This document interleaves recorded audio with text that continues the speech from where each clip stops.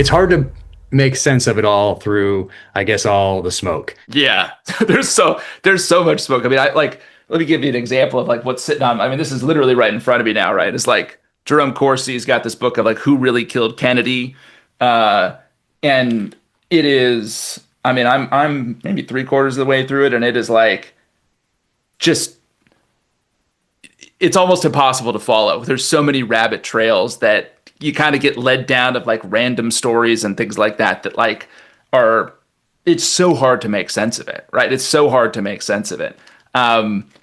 It's one of the things though that I was kind of a light bulb moment for me was digging into Oswald a little bit and feeling like in a lot of ways, well, you could make the argument, I think, at this point, based on circumstantial evidence just on him and sort of his relationship or the way he thought about his relationship with Castro's Cuba.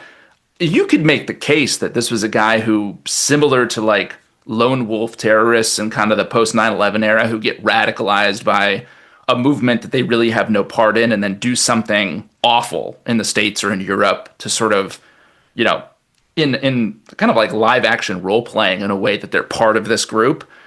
You could make the case that like Oswald thought he was doing this for Castro, thought he was doing this for sort of Marxism, the Cuban Revolution, without actually ever having been tasked by Cuban intelligence to do it. And I think there's obviously evidence that like he went to the Cuban embassy in Mexico City and went to the Soviet embassy in Mexico City, right? Like that's a fact. There's some like what I'd call rumint from kind of the Cuban intelligence, services about the involvement or non-involvement in the plot. But like all that stuff seems pretty specious to me. What does seem right is that like in his head, he could have been doing this for the Cubans and for Castro, which I think for me was like an interesting kind of flip on the story of like, you always, when you hear the story about the Cubans, you think, oh, well, someone's tasking him, right? Well, maybe no one did. Maybe he just did it on his own volition. I don't know. That for me was a light bulb moment. I know there's so many things that are just weird. Like, Yes. the U.S. Marine goes to the Soviet Union in like Oh, I know. height of the Cold War, and then Goes in 59, man. He defects. He's there for 3 years. He comes back with a Russian wife. I mean, it's just then crazy. comes back and is let back in. You can do that? I think people are like, wait, what? Like one who would wonder that, and then we let them back? Like that's odd. And the Mexico thing, odd, of course. Like so Super many. odd.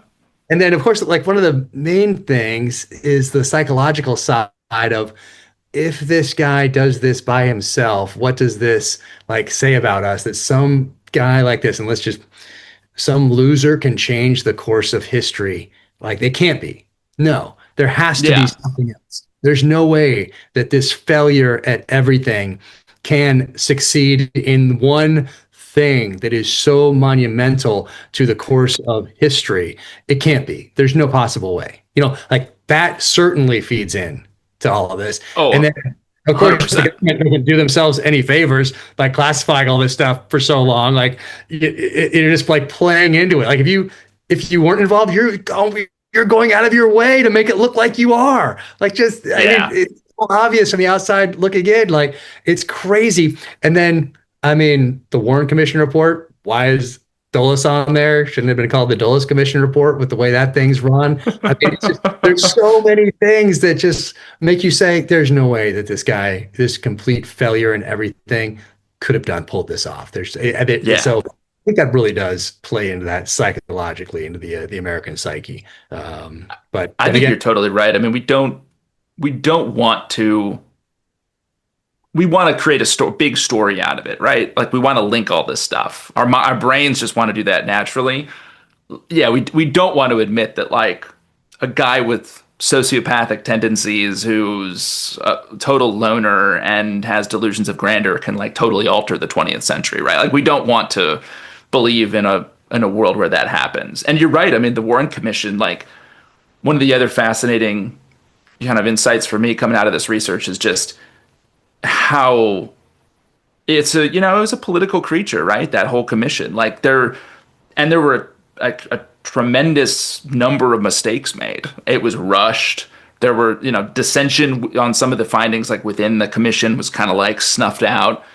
So there's a whole bunch of things that I don't think that necessarily leads you to like, oh, it's a conspiracy or it wasn't Oswald. But there's a great book, I got it here in front of me, by Philip Shannon called A Cruel and Shocking Act, which is a history of the Warren Commission. Basically starts with the assassination and then it walks you through the whole commission process. And it's a fascinating insight on like how this document is not, the document is not without its warts. Let's put it that way.